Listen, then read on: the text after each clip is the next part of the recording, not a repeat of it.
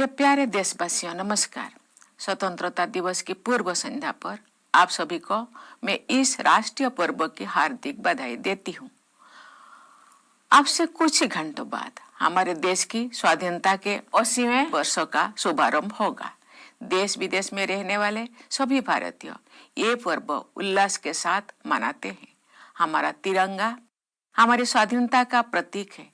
इसे हम पूरी शान से फहराते हैं। 15 अगस्त 1947 के दिन भारत माता पराधीनता की बेड़ियों से मुक्त हुई। सभी देशवासी स्वतंत्र भारत की नियति के निर्माता बने। हम भारत के लोग अपने सपनों को साकार करने के अवसरों का उपयोग कर सके और भारत को सर्वश्रेष्ठ राष्ट्र बनाने की भावना से कार्य करें, इसी में स्वतंत्रता की सार्थकता है।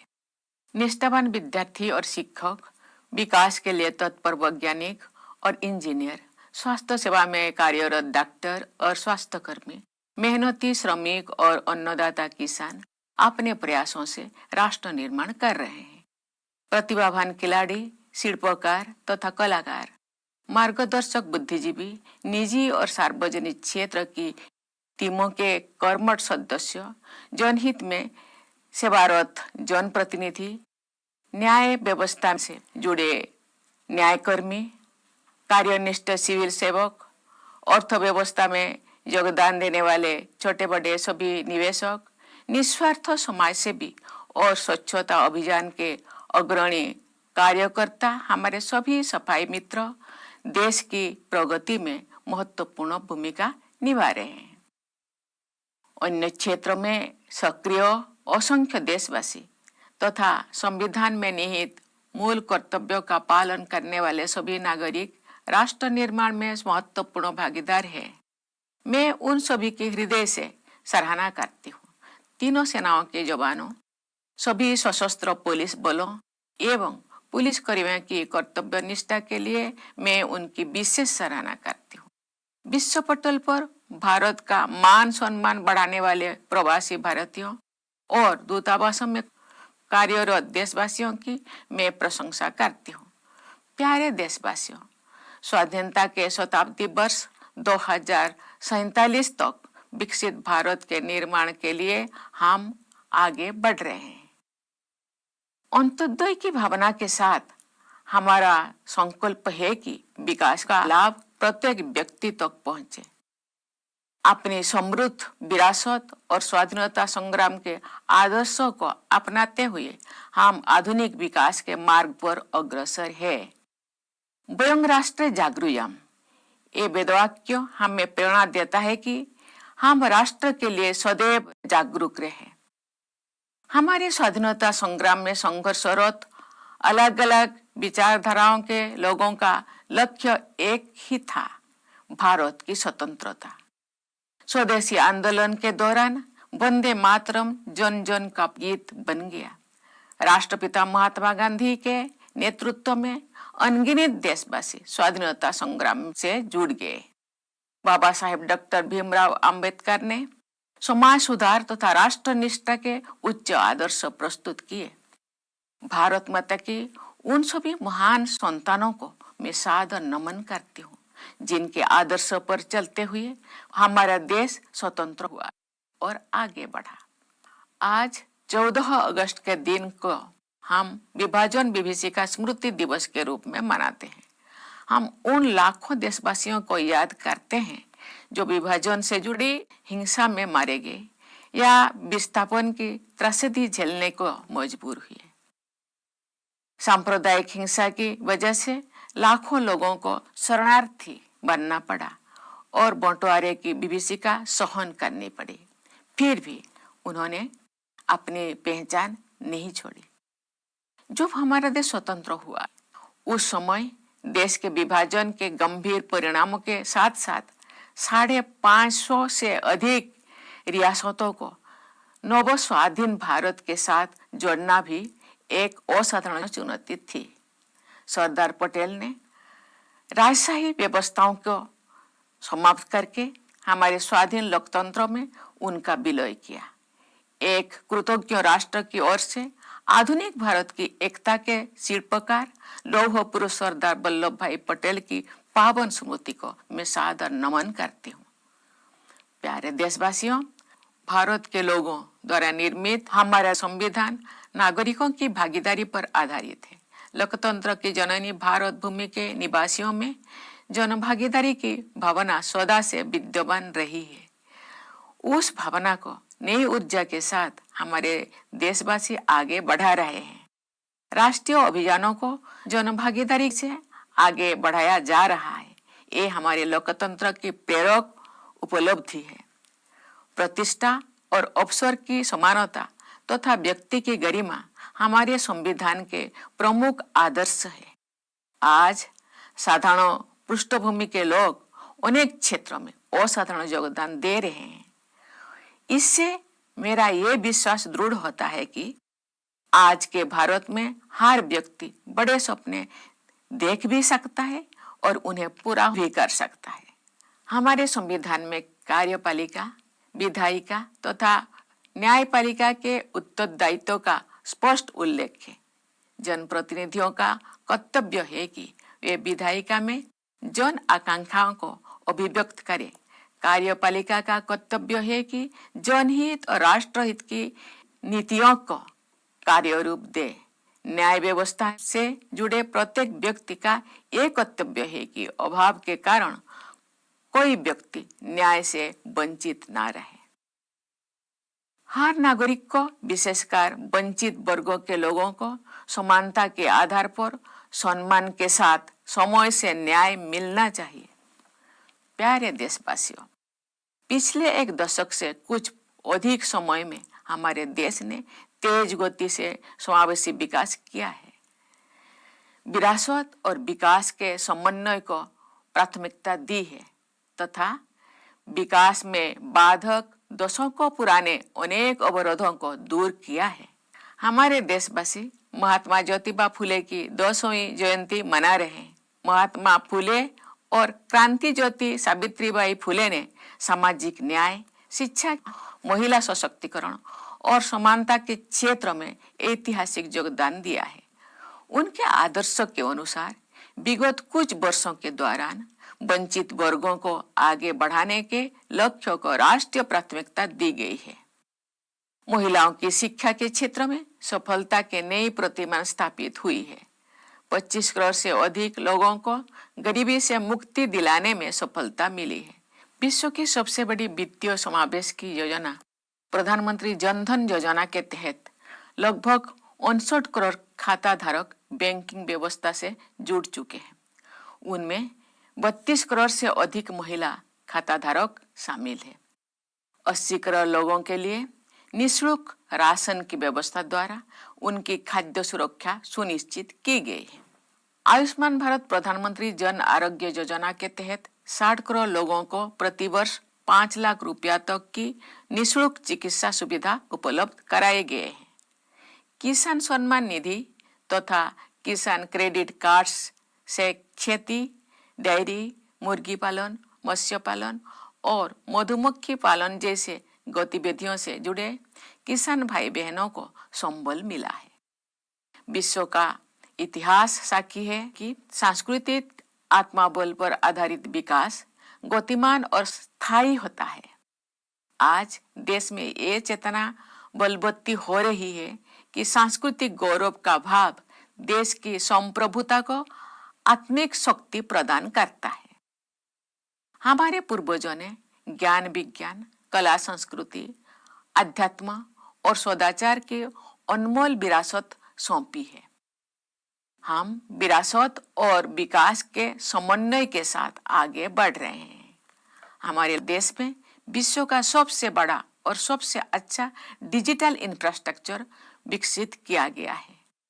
गांव की छोटी छोटी दुकानों में तथा रेहड़ी पटरी पर भी डिजिटल पेमेंट्स हो रहे हैं। विश्व में आधे से अधिक real time digital transactions Bharat में हो रहे हैं। हमारे देशवासियों और सरकार ने मिलकर डिजिटल क्रांति का उदाहरण विश्व समुदाय के सामने प्रस्तुत किया है। टेक्नोलॉजी का उपयोग करके सरकार ने जन कल्याण की सुविधाओं को पारदर्शी तरीके से जन जन तक पहुंचाया है। हमारे देश में हाईवेज, वाटरवेज, रेलवेज और एयरवेज के रूप में आधुनिक इंफ्रास्ट्रक्चर का अभूतपूर्व विस्तार हुआ है। इससे नए उद्यमों के लिए अवसर उत्पन्न हो रहे हैं, नए रोजगारों का सृजन हो रहा है तथा निवेशकों का विश्वास बढ़ रहा है। प्यारे देशवासियों, विश्व के अनेक क्षेत्रों में युद्ध एवं अस्थिरता का सभी देशों पर प्रभाव पड़ रहा है। ऐसी परिस्थिति में भी हमारे देश की अर्थव्यवस्था सबसे तेज गति से बढ़ती हुई प्रमुख अर्थव्यवस्थाओं के रूप में आगे बढ़ रही है। आर्थिक अनुमानों के अनुसार भारत की विकास दर विश्व की औसत विकास दर की तुलना में दोगुनी से अधिक रहेगी। आत्मनिर्भर भारत अभियान से हमारी आर्थिक प्रगति और राष्ट्रीय सुरक्षा का आधार मजबूत हुआ है।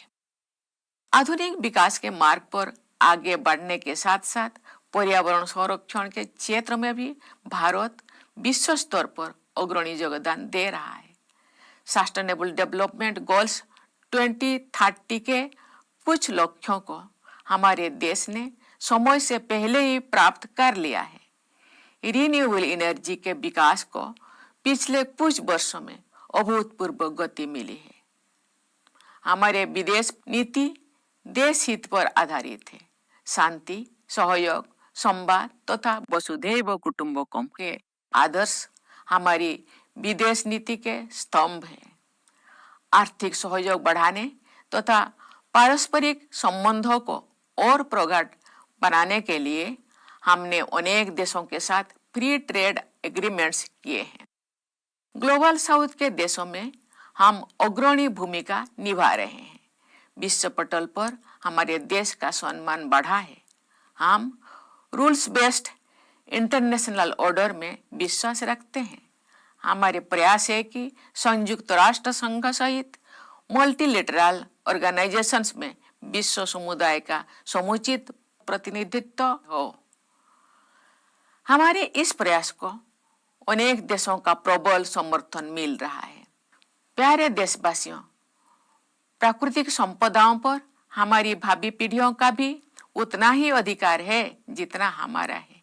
हमें यह सुनिश्चित करना है कि हमारे किसी भी कार्य से आने वाली पीढ़ियों द्वारा इस अधिकार के प्रयोग में तनिक भी कमी ना हो।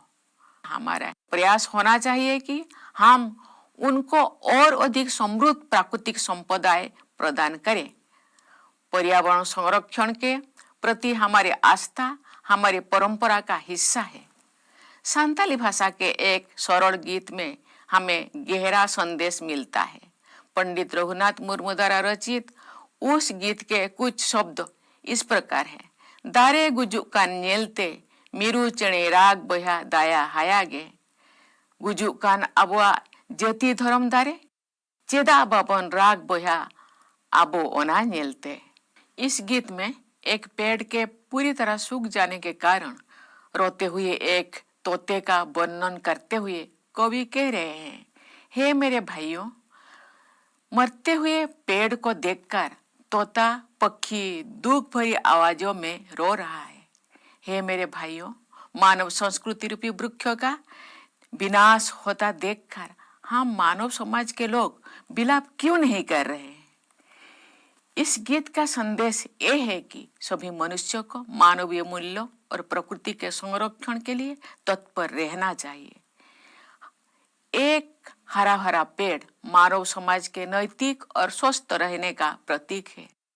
एक पेड़ माँ के नाम तथा लाइफस्टाइल फॉर एनवायरनमेंट यानी लाइफ जैसे अभियानों की भावना के अनुरूप सभी को पर्यावरण संरक्षण के लिए व्यक्तिगत और सामूहिक प्रयास करना चाहिए। मेरे प्यारे देशवासियों, मुझे ये देखकर बहुत प्रसन्नता होती है कि शिक्षा के क्षेत्र में हमारे बेटियां प्रभावशाली प्रदर्शन कर रहे हैं। साथ ही कृषि उत्पादकता बढ़ाने में योगदान देने वाले ड्रोन दीदी से लेकर वायुसेना में फाइटर कॉम्बैट लीडर बनने तक विभिन्न क्षेत्रों में महिलाओं की भागीदारी बढ़ रही है। हाल ही में ग्लासगो में संपन्न हुए कॉमनवेल्थ गेम्स में भारत के कुल 13 स्वर्ण पदकों में 8 स्वर्ण पदक बेटियों ने जीते हैं। महिलाओं की आर्थिक आत्मनिर्भरता बढ़ रही है। स्वयं सहायता समूह की 10 करोड़ से अधिक महिला सदस्य है। 3 करोड़ महिलाओं को लखपति दीदी बनाने का लक्ष्य तय किया गया था। इस लक्ष्य को प्राप्त किया जा चुका है। अब हमारे देश 3 करोड़ महिलाओं को नई लखपति दीदी बनाने के लक्ष्य की ओर अग्रसर है।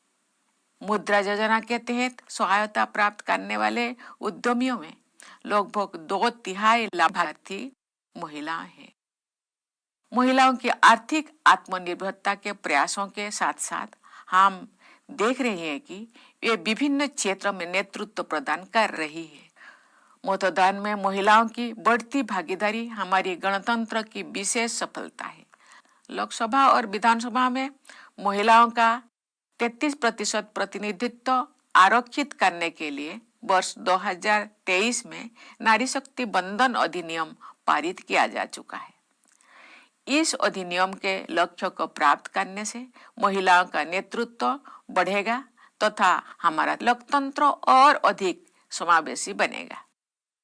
देश की कुल आबादी में 65% लोगों की आयु 35 वर्ष से कम है। ये युवा आबादी हमारी सबसे मूल्यवान संपदा है। हमारे देश के युवा टैलेंटेड है, कमिटेड है और स्किल्ड है। जमीनी स्तर पर युवाओं द्वारा किए गए विभिन्न समस्याओं के इनोवेटिव और प्रैक्टिकल सॉल्यूशंस को देखकर मुझे समाज और देश के लिए उनकी प्रतिबद्धता का परिचय मिलता है। केवल 28 वर्ष की औसत आयु वाली युवा टीम द्वारा हाल ही में रॉकेट का सफल प्रक्षेपण करके अंतरिक्ष अन्वेषण के एक नए चरण का शुभारंभ किया गया है। हमारे अनेक युवा स्वरोजगार के मार्ग पर चलते हुए रोजगार प्रदान करने की संस्कृति को अपना रहे हैं। युवा उद्यमियों की भागीदारी से हमारे देश में एक मजबूत स्टार्टअप इकोसिस्टम विकसित हुआ है। विश्व के बड़े बड़े उद्यम भारत के युवाओं की प्रतिभा और लगन से प्रभावित रहते हैं तथा उन्हें नेतृत्व की भूमिकाओं में नियुक्त करते हैं। ऐसे युवाओं ने विश्व समुदाय में भारत की युवा शक्ति की साख बढ़ाए हैं। हमारी युवा पीढ़ी भारत के स्वर्णिम भविष्य के प्रति मेरी आस्था को और प्रबल बनाती है। हमारे विद्यार्थी भारत के भविष्य निर्माता है। जिस तरह राष्ट्रीय सुरक्षा के लिए सरकार और समाज का एकजुट रहना जरूरी है, उसी तरह विद्यार्थियों के वर्तमान और भविष्य की सुरक्षा के लिए भी सभी के सम्मिलित प्रयास जरूरी है। सार्वजनिक परीक्षाएं विद्यार्थियों के लिए अवसर के द्वार खोलती है। इसीलिए सरकार इन परीक्षाओं में सुधार के लिए व्यापक कदम उठा रही है। इन सुधारों का उद्देश्य है कि सार्वजनिक परीक्षाओं में अनुचित साधनों पर पूरी तरह से अंकुश लगे, परीक्षा प्रणाली और अधिक पारदर्शी तथा युवाओं के लिए सुरक्षित एवं भरोसेमंद हो। सरकार के प्रयासों तथा नई आर्थिक गतिविधियों से युवाओं के लिए अनेक प्रकार के नए अवसर उत्पन्न हो रहे हैं। ऐसे अवसरों के बारे में जानकारी प्राप्त करके हमारे युवा सफलता के नए मार्ग चुन सकते हैं। हमारे युवाओं का शारीरिक एवं मानसिक स्वास्थ्य देश के भविष्य का आधार है।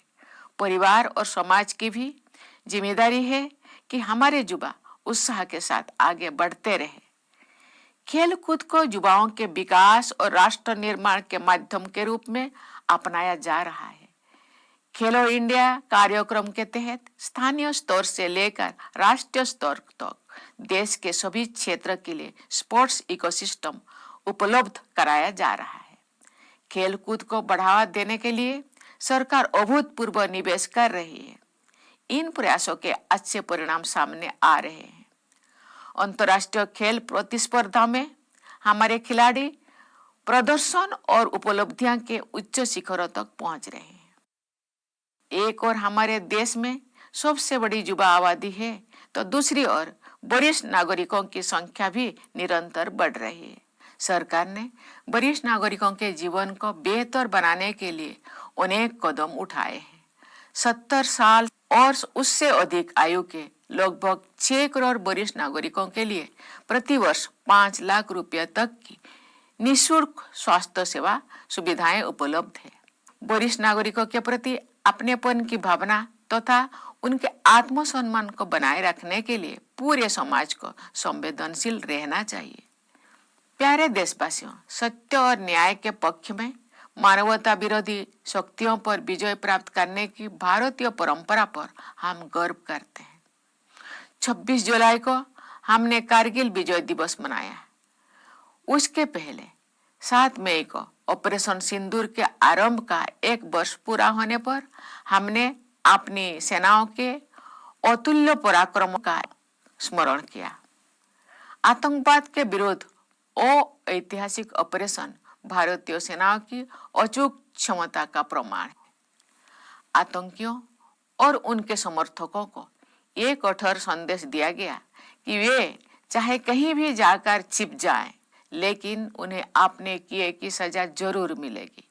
आतंकवाद को संरक्षण देने वाले देश के साथ अतीत में की गई सिंधु जल संधि का निलंबन करना हमारे देश के विशेषकर किसानों के हित में एक निर्णायक कदम है।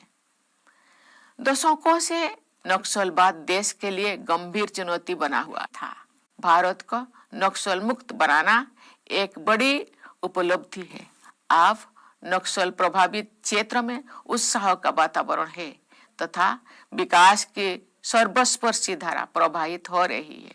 बस्तर ओलंपिक्स में खिलाड़ियों ने, बस्तर पंडुम में कलाकारों ने तथा इन आयोजनों में दर्शकों ने भारी संख्या में हिस्सा लिया। राष्ट्र गौरव की रक्षा हेतु निर्मित मराठा सैन्य परंपरा से जुड़े 12 दुर्गों को पिछले वर्ष यूनेस्को की वर्ल्ड हेरिटेज लिस्ट में स्थान दिया गया और इस वर्ष भगवान बुद्ध के प्रथम प्रवचन के स्थल सारनाथ को यूनेस्को वर्ल्ड हेरिटेज लिस्ट में शामिल किया गया है। भारत भूमि में एक और भगवान बुद्ध से जुड़े आध्यात्मिक स्मारक है, तो दूसरी ओर आत्मसम्मान तथा अपनी गौरवशाली परंपराओं की रक्षा हेतु युद्ध करने की हमारी प्रभावशाली क्षमता के प्रतीक भी विद्यमान है। मेरे प्यारे देशवासियों, सभी भारतवासियों का विकास और कल्याण ही विकसित भारत के निर्माण का वास्तविक लक्ष्य है। तेलुगु भाषा में रचना करने वाले महान राष्ट्रपति साहित्यकार गुरजाड़ा अप्पा राव ने अपने एक गीत में सभी भारतवासियों को देश प्रेम का अमूल्य संदेश दिया है। उन्होंने कहा है, देश मुन्नु प्रेमिंचु मन्ना मंची अन्नदी पेंचु मन्ना देश मंटे मट्टी कादोय देश मंटे मनुष्योलोय। इन पंक्तियों का भाव है, देश से प्रेम करो, भलाई को बढ़ाओ। देश का अर्थ केवल मिट्टी ही नहीं है, देश का अर्थ समस्त जन समुदाय है। मुझे विश्वास है कि समाज की भागीदारी और सरकार के प्रयासों से गांव-गांव में, नगर-नगर में, भारत के घर घर में रहने वाले सभी लोग स्वस्थ, सुखी और समृद्ध बनेंगे। आइए देश प्रेम की इसी सर्वसमावेशी भावना के साथ हम सब स्वतंत्र भारत को विकसित भारत बनाने की राष्ट्रीय साधना में स्वयं को समर्पित करें। धन्यवाद। जय हिंद, जय भारत।